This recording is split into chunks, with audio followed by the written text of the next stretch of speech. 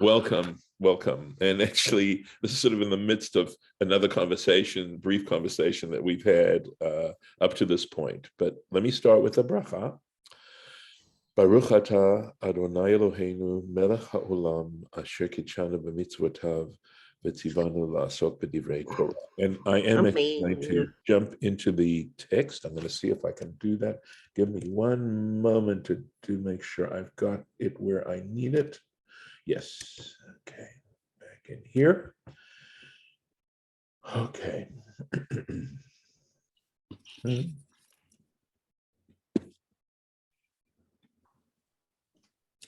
So here we are in the text, and we had I think, a spirited discussion about this word kadosh and what this word means. But I am going to continue now, although it is really a whole different subject, or appears to be a different subject, although they're all kind of connected, because what we've been discussing is this relationship that the Jewish people and God have, and this unique relationship.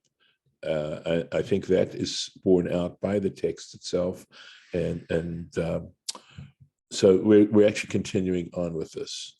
So let me find. Here we are. Vaitzav Moshe v'ziknei Yisrael, and Moses and the elders of Israel commanded, right? Mitzvah tzav, commanded et ha'am, the nation, Lamor, saying with these words: Shamor et kol hamitzvah, guard all the commandment, asher anochi metzaveh etchem hayom, which I command you to this day.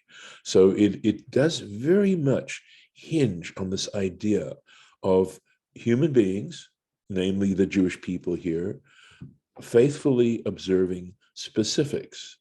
It isn't just a matter of principle, it's also trying to understand how to, in a very specific kind of way, observe commands that we believe emanate from a divine source. And perhaps I should say here, it would be okay to say here, that this is a very basic machloket. It's a different there is a great debate over the validity of this. And in fact, even yesterday, I saw a Facebook posting that implied this particular issue. And that is, does God care whether you separate your dishes? Does God care what you put in your mouth? Does God care, or does God just want you to be a decent human being and just treat people well and etc., be respectful? Or does it come down to things like what dishes you have and separating your dishes? And there's actually a term which I'm blocking on right now, which describes this kind of approach to religion. And in the book of Acts, in the New Testament, essentially, there's a little section there which basically comes to make the point that is not what's important. And people can argue on that side of things to say that when you get involved in these kinds of specifics, you lose sight of the big picture. And I think that's what sort of generates that approach.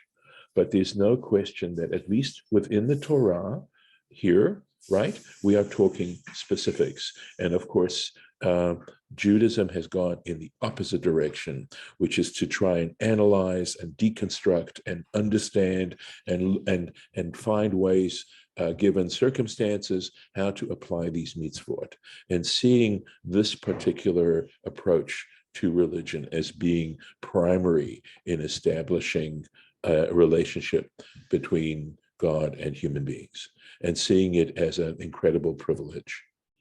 So I think it's important to have that background to know that this is an essential difference between the two approaches towards religion, and that there are arguments that support either way. But here, certainly in the text itself, you'll see there's a lot of support for this particular way. And in fact, often we talk about all hamitzvot, the yoke of the mitzvot, and the idea of a yoke, and you've heard me talk about this before, that a yoke is how an ox is guided, and that the yoke is heavy at times. It has to be, because the neck of the ox is strong, and you have to use leverage, which is the way the yoke operates, and essentially seeing the mitzvot as being the way in which to guide our own behavior and to overcome our impulses and all those kinds of things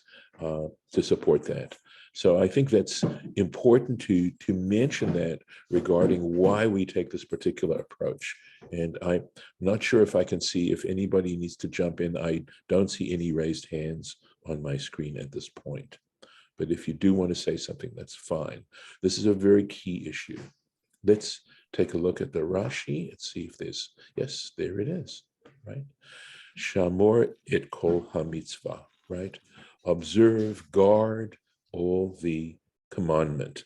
And the fact that it's singular and not plural, at least in my mind, would indicate that it's basically talking about the category, the notion, the idea of observing commandments, the whole notion of commandedness and stuff. And you see, I mean, we really recognize that within the Jewish community, there is there are different approaches as to what is meant by it.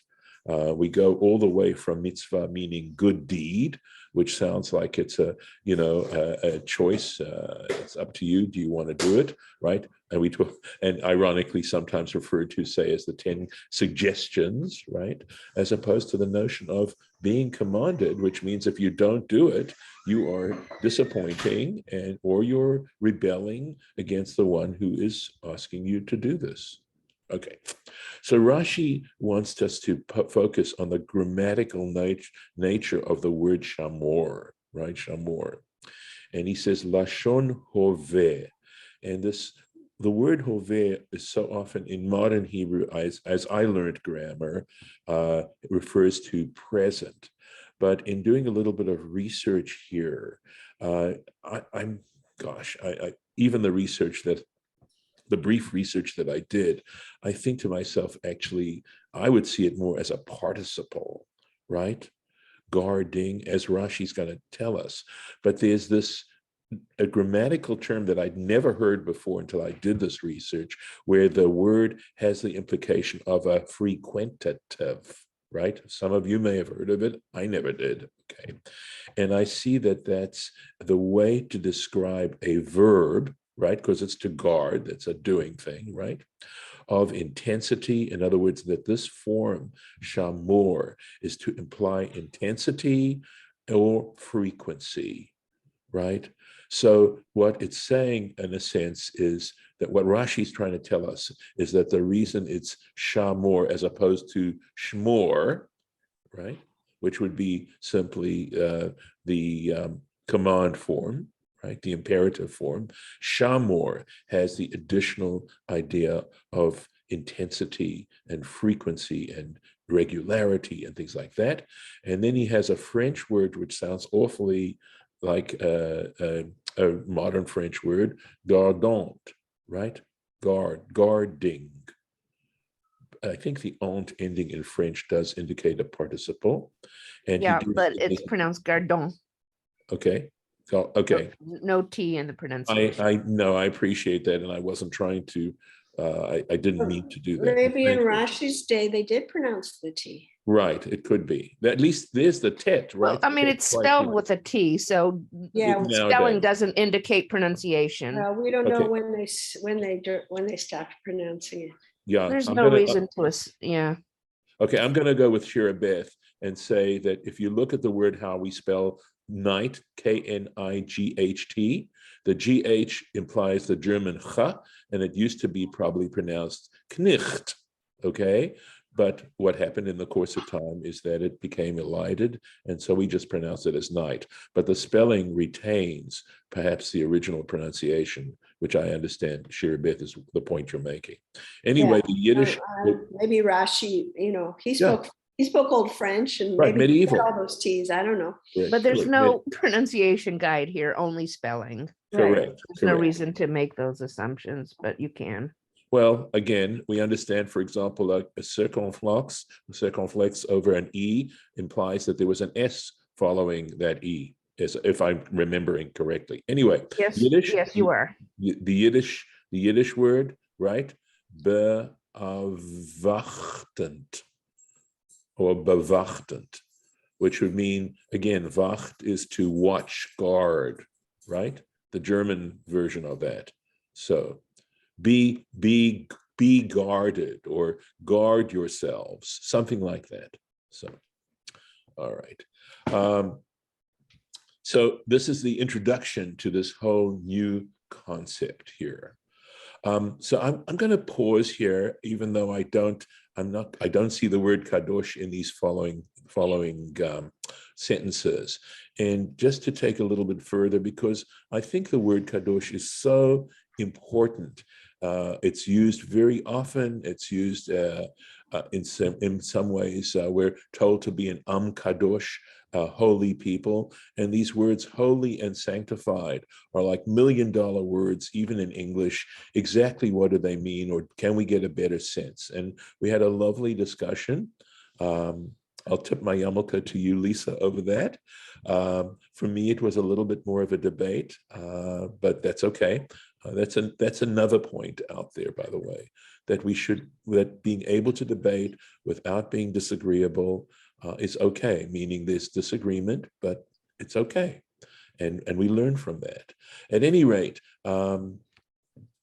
let's, Shira Beth, I'm sorry if I'm putting you on the spot, or maybe Golda, you can chip in there, or just quote, if you have it handy, the Rabbi Sachs quote that you did yesterday about Yeah, what we just moved into a new apartment, so I don't have my books here yet, but I understand. But the basic idea that I take with me from the essay, and maybe Golda, you have the exact words there, but there are things like Shabbat or holy days, holidays. And what does it mean to say a day is holy? Well, his idea is that the commandments that were given concerning time like that they're basically, don't do any malacha. That's the central thing. Don't do any of your usual activities, your creative activities. And by doing that, you're sort of imitating God, right? In as far as the 6 days and the day of rest. But he talks about emptying out the time from your usual life and your mundane daily labors. And that in itself is what makes the day holy. You've been commanded to do these things for a reason, and the reason is holiness. And the same thing turns out with the temple. The Holy of Holies was basically an empty room. Unlike other civilizations, of that time, the Holy of Holies would be a space occupied by a statue of a god, right? But for us, it's no, God's presence arrives when we step back and remove ourselves to some extent and make room for God, make time for God. So to me, that gave a lot of food for thought about what holiness is. Okay. I need to interject that Sure. Shira Beth was right that it would have been pronounced in Rashi's time. I just checked it out. Oh, wow. Okay. All right. Good Googling. Let me respond. So for me, the emptying out is a specific application of what holiness involves. It's simply one example. And the idea essentially, though, has to do with making a distinction. In other words, that you treat the Shabbat differently from the rest of the week. And again, that has to do with what Dr. Pedachovsky meant when he said special. In other words, there is this and if I use the term primitive, I don't mean it in the common sense of unsophisticated. I mean it in the sense of very basic, very essentially part of human nature, that this idea of holiness goes back to really prehistoric times as they understand it from people who operate in what is called a mythical. I think Mircea Eliade talks about mythical man, right? Without a sense necessarily of historical, that has a timeline, so to speak, because there are basic ways in which human beings can look at time. At any rate, it has to do with the idea that some things are treated differently in a unique kind of way. So Am Kadosh, again, can mean unique, etc. And the question that, as I was pondering what we had to say yesterday, is how do you understand then the term Asher Kitshanu B'mitzvotav? So if I'm not putting you on the spot, Shira Beth, would you like to take a stab at that? Based on the emptying out. Well, you mean translating it? Yeah. How would you, well, more than translating it, how would you understand it? Because making us holy doesn't really do the job, right? What is the point of making us kadosh? What is, obviously we see from what we just read in the text, how important the idea of mitzvot are. And how do the commandments make us kadosh? Or what's the point of those commandments? That's what led me to where I'm going, what I mentioned yesterday when I said significant, right? That how I would try. I guess. Go ahead. I don't I'm making distinct, I don't know, or setting aside, but you can set aside things in a lot of ways and make things distinct in a lot of ways. So, right. I think I've got what you're looking for, and it was started with the Lurianic Kabbalah, gave Judaism one of its most glorious concepts. An idea, to be sure, that has been present from the outset, but has never been articulated as simply before. The idea was tzimtzum, divine contraction or self-effacement. Behind this idea is the realization that there is a contradiction between the infinite and the finite. If God is everywhere, how can anything else exist? Two different entities, God and that which is not God, cannot occupy the same space. The Kabbalistic answer is that the very act of creation involved a self-limitation on the part of God. God, as it were, contracted his presence so that finitude, I guess it's finitude, space and time and the things that occupy them could emerge. Is that what you're looking for, Shirabeth? that was, yes. Well, that was, I'm pretty sure that's somewhere in Rabbi Sachs's discussion where he talks That's about. exactly what I've read from. Oh, okay. Yes. From And the whole Holy Nation is from then, his Yitro. And then the corresponding human move is what brings holiness into the world. Space and time and Yeah. the universe and total space and things like that. And Sort of space, imitate. I can see it as, a space. Does this not conflict though with the idea of transcendence, that that this kind of supernatural transcendent being has qualities that we don't understand, and maybe amongst those qualities there's an ability to have omnipresence that doesn't conflict with the presence of the creatures? So Lauren, if I can jump in, actually, so I think this conversation is now going in a whole different direction. I think the whole idea and the power of the tzimtzum quality has less to do with holiness. I'm not saying it has nothing to do with holiness than this issue, than some of the issues that you're raising, and Lauren, that you are too. I think tzimtzum also explains how there can be evil in the world. And that's a big problem from a religious perspective as well. If you believe, that God is everywhere, and allowing that space is actually a very powerful concept. But it's a whole different subject as far as I'm concerned. I mean, here we are trying to discuss holiness. I truly appreciate, trying to make the connection with tzimtzum, but I think that this is just where I'm at right now, right? It's just an opinion that holiness has something to do with, again, from the point of view of tzimtzum, I can understand the connection in saying that if in fact holiness does mean separation, tzimtzum also is founded on the notion of some kind of separation. And in that sense, they're connected. But again, I think that when you say Asher Kitchana b'mitzvotav, right? Are we saying then trying to apply this? I'm trying to use my mind to apply this, is saying has separated us, right? Has somehow confined us from the rest of the world? Well, I think that works there. All right. But is that the main purpose of Kadosh?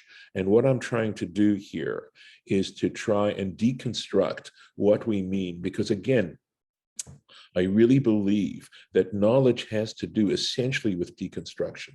The more we can try and pull it apart and find its component elements, etc., and then also see those component elements in relationship to one another, is how we know something. And I'm not saying there aren't other ways or other theories or other ways to understand what we mean by knowing something. That again these are complicated concepts. Okay. Yeah. I think I've got something in this article that makes it's the space we make for God that makes it holy. And when it's asked for, because the Nadav and Abihu debacle was because it was not asked for. And they tried to do things that they shouldn't have done.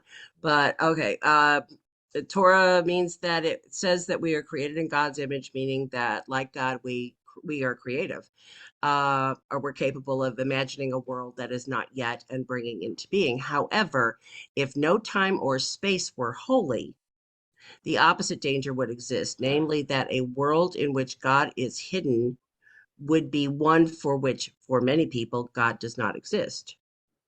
This would be a world with no limits on self-human assertion, which is what you tend to make, you tend to talk about a lot.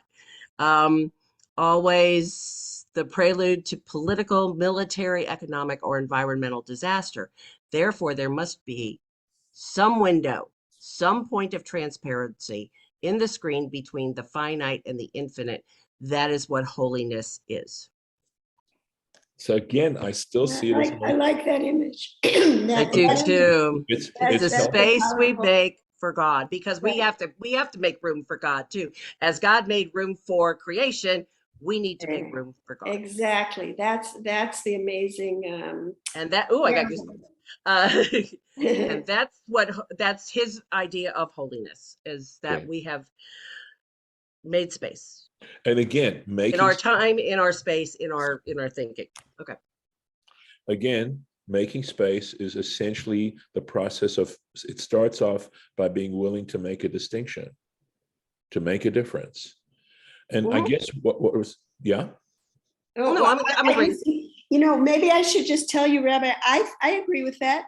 I have no problem with saying that the first step is making a distinction. Why don't we just, I feel like you're having a debate, but there's nobody on the other side.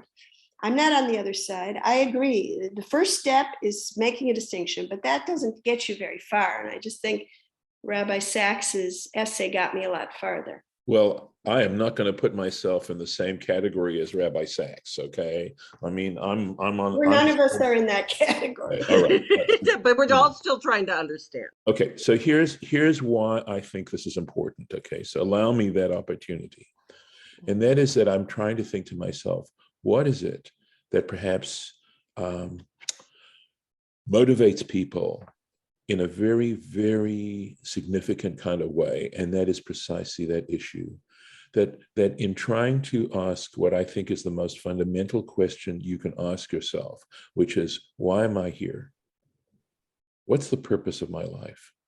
And I realize that not everybody takes the time to ask that question, but I still think it's a fundamental question. And I also think that even if one doesn't articulate that question, it is something that is buried deep, deep, deep into your psyche, and perhaps the most basic element besides simple survival. Why am I here? What am I here to accomplish? And especially given the fact that we're mortal, especially since we only have so much time to do whatever it is we're going to do. And people answer, the way you answer that question is very important in terms of defining your religion. But again, I'm backing up to the issue of significance. That's the word I would use. In other words, it's another version, another way of describing the question, what purpose do I serve as a human being? Why am I here? And of course, some people will answer that question by saying, well, have as much fun as you can. Some people answer it that way, and other people will answer it in a different kind of way. And my sense is that when we say Asher Kitshanu b'mitzvotav, and by the way, just parenthetically, this is something that I only came to realize, within the last space of a few months, is that I could translate it as who has made us significant through his commandments. And that's the Kitshanu. That doesn't help me. Sorry. No, you said that before. You said that before. It doesn't help you. Because the word significant is more significant to you than it is to me. Well, But only that's okay. That's all right. Of course, Shirabith, of course. But if I'm right, that is a fundamental question, that it has, and maybe I'm projecting, my own personal psychology on everyone else, and I apologize for that.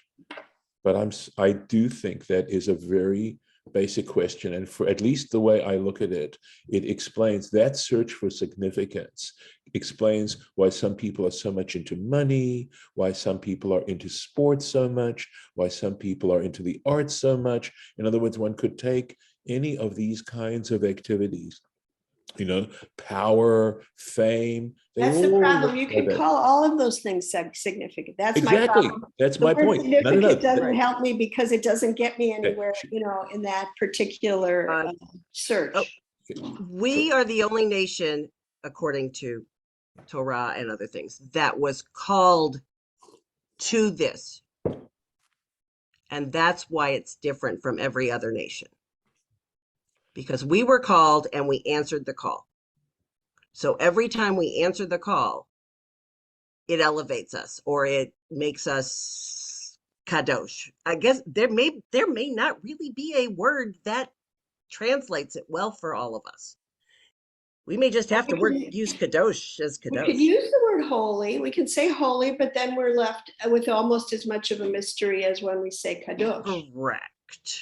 So maybe we're just coming closer.